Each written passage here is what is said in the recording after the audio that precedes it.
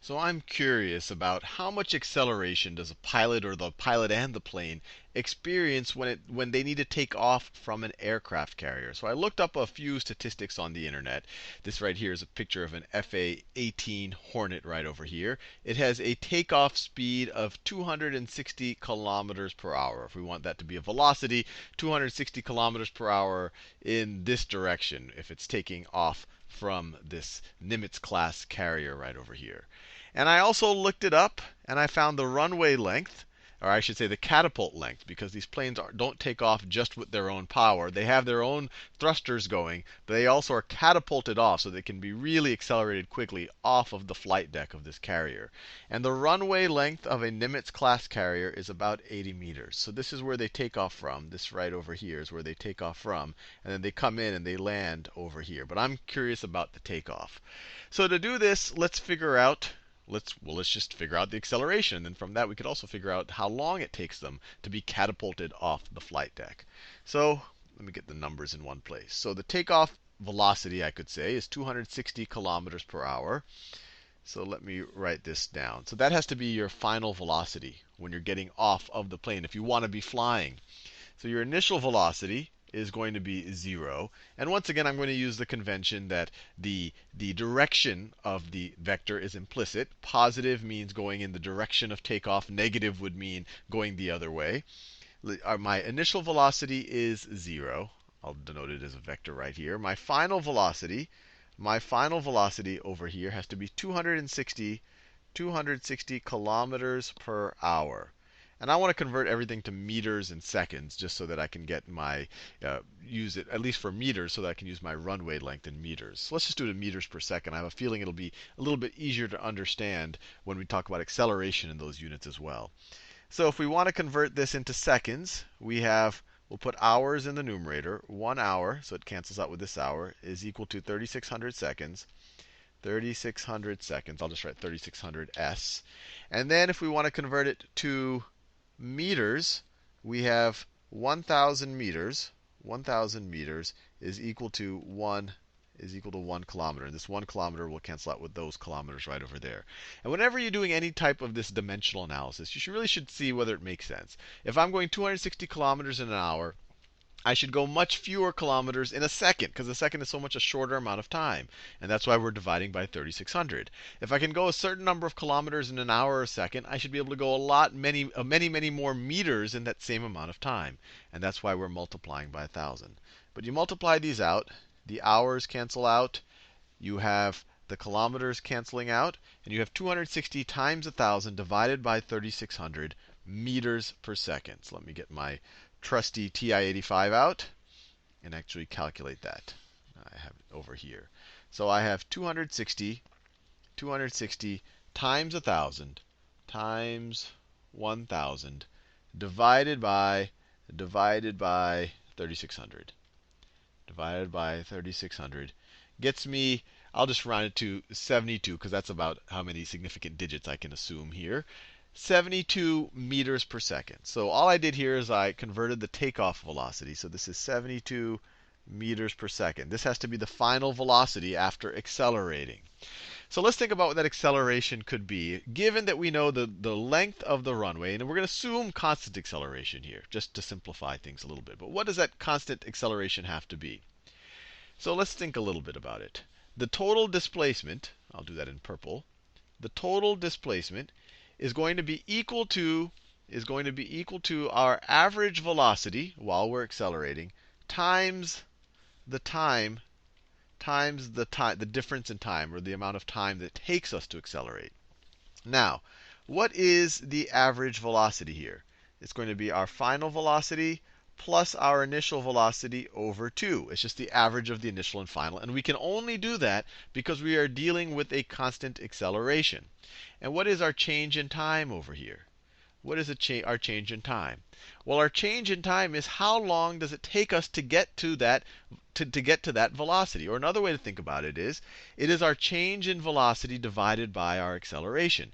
If we're trying to get to 10 meters per second, and we're trying to get 10 meters per second faster, and we're accelerating at 2 meters per second squared, it'll take us 5 seconds. Or if you want to see that explicitly written in a formula, we know that acceleration is equal to change in velocity over change in time. You multiply both sides by change in time, and you divide both sides by acceleration. So let's do that. Multiply both sides by change in time and divide by acceleration. Multiply by change in time and divide by acceleration.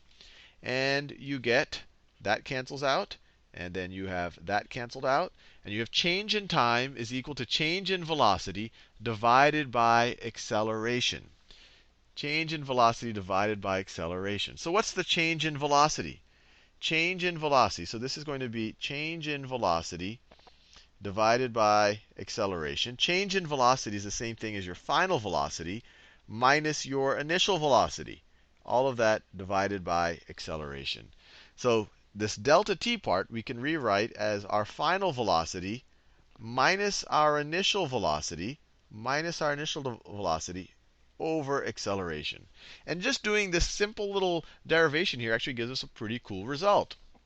If we just work through this math, and I'll try to write a little bigger. I see my writing is getting smaller.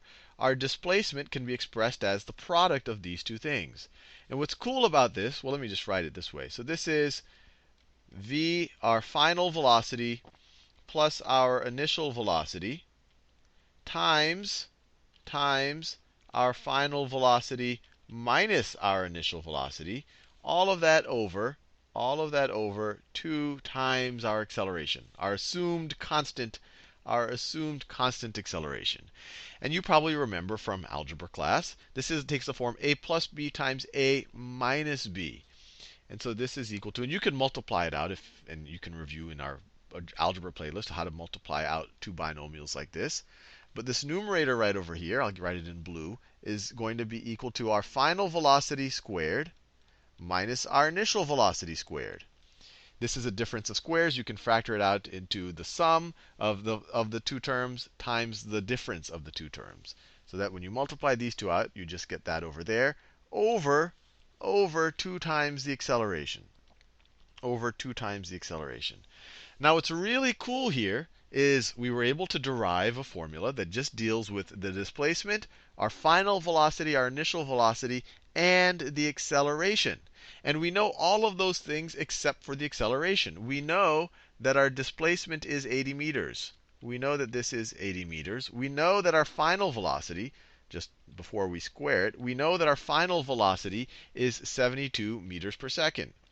72 meters per second. And we know that our initial velocity is 0 meters per second. And so we can use all of this information to solve for our acceleration. So, and you might see this formula, displacement, sometimes called distance, if you're just reading the scalar version. And really, we are thinking only in the scalar. We're thinking about the magnitudes of all of these things for the sake of this video. We're only dealing in one dimension. But sometimes you'll see it written like this.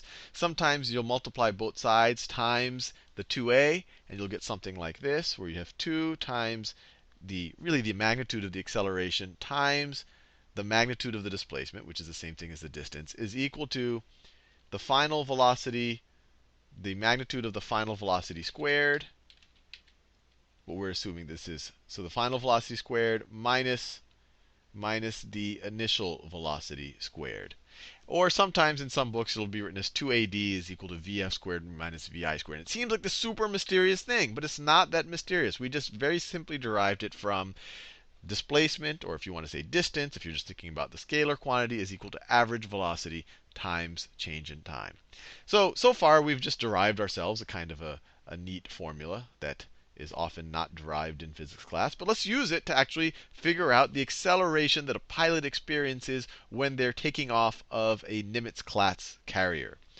So we have 2 times the acceleration times the distance, that's 80 meters, times 80 meters, is going to be equal to our final velocity squared. What's our final velocity? 72 meters per second. So 72 meters per second squared minus our initial velocity. So our initial velocity in this situation is just 0. So it's just going to be minus 0 squared, which is just going to be 0. So we don't even have to write it down. And so to solve for acceleration, you just divide. So this is the same thing as 160 meters. Well, let's just divide both sides by 2 times 80. So we get acceleration is equal to is equal to 72 meters per second squared over 2 times 80. Over 2 times 80 meters. 2 times 80 meters. And what we're going to get is, and I'll just write this in one color, it's going to be 72 divided by 160 times, we have in the numerator, meter squared over second squared. We're squaring the units. Meter squared over second squared. And then we're going to be dividing by meters. So times, I'll do this in blue, times 1 over meters, right? Because we have a meters in the denominator. And so what we're going to get is this meter squared divided by meters. That's going to cancel out. And we're going to get meters per second squared, which is cool because that's what acceleration should be in. And so let's just get the calculator out to calculate this exact acceleration. So we have to take, oh, sorry, this is 72 squared. Let me write that down. So this is going to be 72 squared. Don't want to forget about this part right over here. 72 squared divided by 160. So we have, and we could just use the original number right over here that we calculated. So let's just square that and then divide that by 160. Divided by 160. And if we go to two significant digits, we get 33.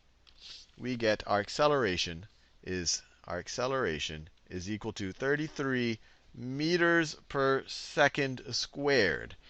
And just to give you an idea of how much acceleration that is if you are in free fall over Earth, the Earth, the force of gravity will be accelerating at you. So G is going to be equal to 9.8 meters per second squared. So this is accelerating you three times more than what Earth is making you accelerate if you were to jump off of a cliff or something. So another way to think about this is that the force, and we haven't done a lot on force yet, we'll talk about this in more depth, is that this pilot would be experiencing more than 3 times the force of gravity, more than 3 Gs. 3 Gs would be about 30 meters per second squared. This is more than that. So an analogy for how the pilot would feel is when he's, if this is the chair right here, that his pilot's chair that he's in. So this is the chair, and he's sitting on the chair. Let me do my best to draw him sitting on the chair. So this is him sitting on the chair, flying the plane. And this is the pilot. The force he would feel, or while this thing is accelerating him forward at 33 meters per second squared, it would feel very much to him like as if he was lying down on the surface of the planet, but he was 3 times heavier, or more than 3 times heavier. Or if he was lying down, or if you were lying down like this, let's say this is you, this is your feet, and this is your face. This is your hands. Let me draw your hands right here. And if you had essentially 2 more people stacked above you, roughly, I'm just giving you the general sense of it, that's how it would feel, a little bit more than 2 people, that squeezing sensation. So his entire body is going to feel 3 times heavier than it would if he was just laying down on the beach or something like that. So it's a very, very, very interesting, I guess, idea, at least to me. Now, the other question that we can ask ourselves is, how long will it take to get catapulted off of this carrier? And if he's accelerating at 33 meters per second squared, if he's accelerating at 33 meters per second squared, how long would it take him to go from 0 to 72 meters per second? So after 1 second, he'll be going 33 meters per second. After 2 seconds, he'll be going 66 meters per second. So it's going to take, and so it's a little bit more than 2 seconds. So it's going to take him a little bit more than 2 seconds. And we can calculate it exactly. If you take 72 meters per second and you divide it by 33, it'll take him 2.18 seconds, roughly, to be catapulted off of that carrier.